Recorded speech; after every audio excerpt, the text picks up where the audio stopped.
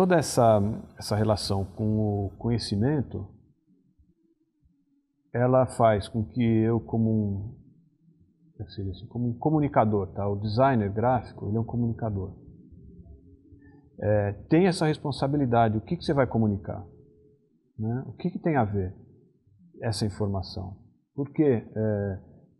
Qual a justificativa de você pegar esse conhecimento e querer passar, ou essa informação e querer passar?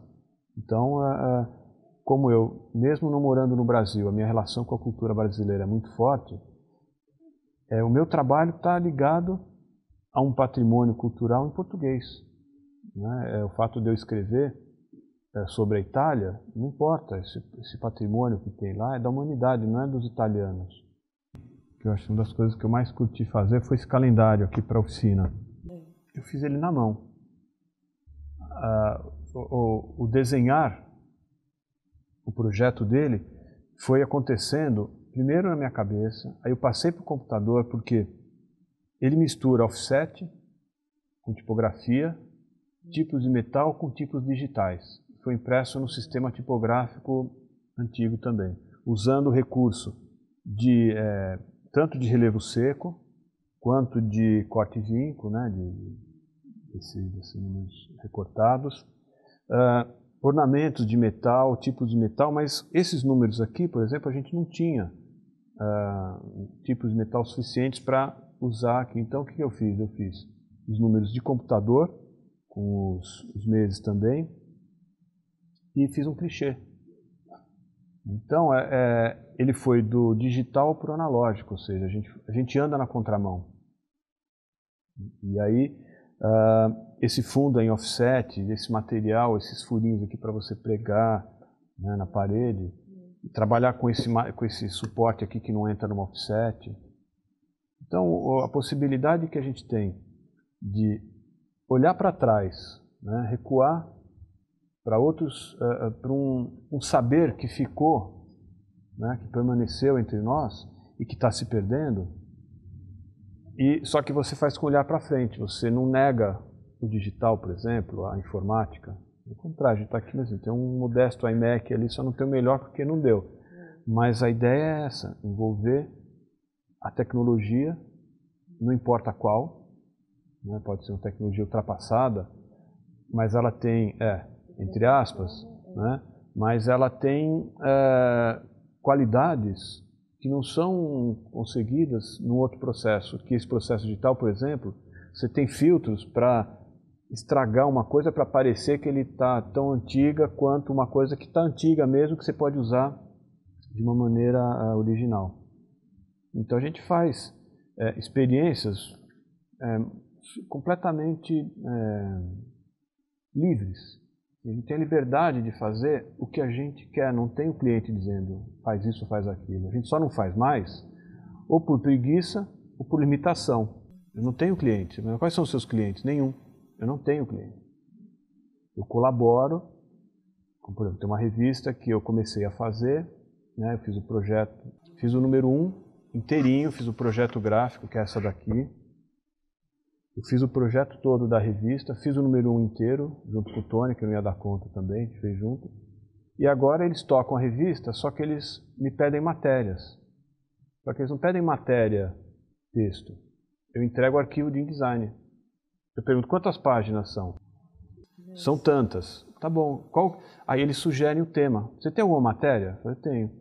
Eu fiz uma matéria para eles. Algumas a gente fez na tipografia, que eu reedito. Uma matéria sobre números, por exemplo. Né?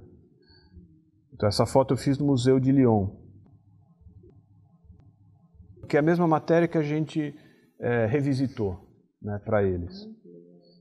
E tem uma matéria sobre um certo tipo de letra que fez sucesso no século XIX na Inglaterra. Então, eu conheci uma pessoa que é um pesquisador na Universidade de Reading, na Inglaterra, pedi a matéria, aliás, eu conhecia o texto, porque eu já tinha visto a matéria, eu pedi autorização para publicar o trecho que eu queria, consegui imagens com ele em outros lugares e tem uma matéria que conta a história dessas tipos de letra. Então, não é que ele me chamou para fazer o projeto gráfico, para editar a revista junto com ele. né? Então aqui a gente fez uma matéria em continuidade, né? As letras bolds que tem no catálogo da Linotype, que é uma revista da Linotype, né, que faz fonte digital. E encomendei uma ilustração para o Herbert, que é um grafiteiro aqui de São Paulo. Então eu falei para o Herbert, o título da matéria é Fat Boys. Faz um conjunto para mim musical que tem a ver com letra. Eu dei o briefing para ele, então ele fez uma ilustração maravilhosa. E aí eu editei a matéria. Tá vendo? São fontes que fazem parte do acervo deles.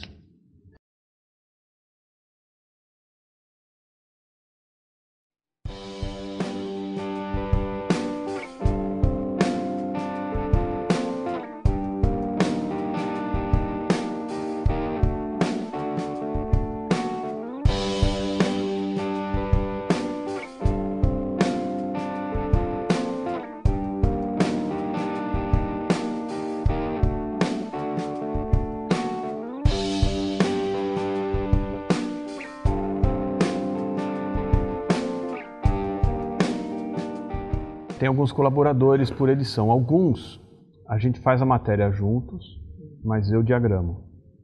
Outros, como o Felipe Taborda, por exemplo, ele entrega a matéria pronta. O Felipe fala, olha, eu tenho uma pesquisa sobre o Carlos Zéfiro, né, que fazia os catecismos. É legal, você tem 8 páginas, topa? Topo.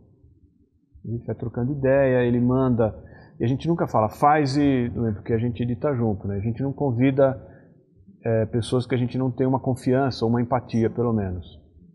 Aí ele manda a matéria, a gente olha e fala, se tem algum problema, a gente analisa e discute. Porque a nossa função é manter a revista com, não digo com padrão, mas com ritmo, né? E tem coisas que a gente evita fazer porque não lota muito de texto, né? E uma hora eu estava falando, mas não concluí. O fato de eu editar uma matéria para uma revista pequena, como a Topografia, em termos de dimensão, né, faz com que eu busque a síntese da informação. O meu texto ele é muito sintético. Por quê? Porque eu quero deixar espaço para a imagem, porque a imagem complementa aquele texto, né? Então, muitos dos textos simplesmente chamam a atenção de alguma coisa que está na imagem, ou seja, é um diálogo do texto com a imagem. Então, muitas têm a característica de ser um texto-legenda. Né? É uma legenda, 1 ou 2 parágrafos, que comenta aquela imagem. De maneira que, como a nossa matéria-prima é a letra, vale a pena valorizar, né? E essa entrega à topografia, ela traduz o nosso espírito, abre qualquer porta, se as pessoas curtem, se divertem, e a gente usa isso a favor da nossa missão, né? De infiltrar a tipografia brasileira no mundo. E agora estou fazendo uma revista na Itália que é bilíngue, então o texto tem de tipografia. O texto tem que ser mais conciso ainda, porque eu tenho o dobro de texto, né? Trabalhando em 2 línguas. E a gente fala sobre tipografia da maneira mais livre também, né? Escreve sobre a tipografia nos baralhos, tipografia em rolhas. Isso que é legal, você não esgota a nossa lista de pautas. E aí, o que aconteceu, que é uma coisa que para o designer é fantástico, né? Quando entrou a tipografia digital, ou melhor, o computador pessoal, né, com computação gráfica, o texto passou passou a ser vivo, né? Antes, eu sou do período anterior, do analógico, né? Daí eu comecei a trabalhar com linotipo, né? Eu fazia livros que eram compostos em linotipo. Grande vantagem é que você pensava o projeto antes. Se você escolhia uma fonte, você tinha que especificar o corpo, a entrelinha, calcular o volume de texto, ou seja, eu preparava o livro como um projeto antes. E se você errasse no cálculo, estourava, o cara te matava, porque ele tinha, né, um livro de 64 páginas ia para 80, você estava roubado, ou você calculava errado, dava menos, o que você fazia? Ficava ruim. Então, o pensar antes favoreceu muito mais quem teve esse percurso. Por isso que os cursos aqui na oficina são super, o pessoal adora por causa disso. Você tem que projetar, mas permite você experimentar também, porque é um processo que é rápido. Você imprime uma prova, muda, faz uma coisa dentro de um trabalho pessoal.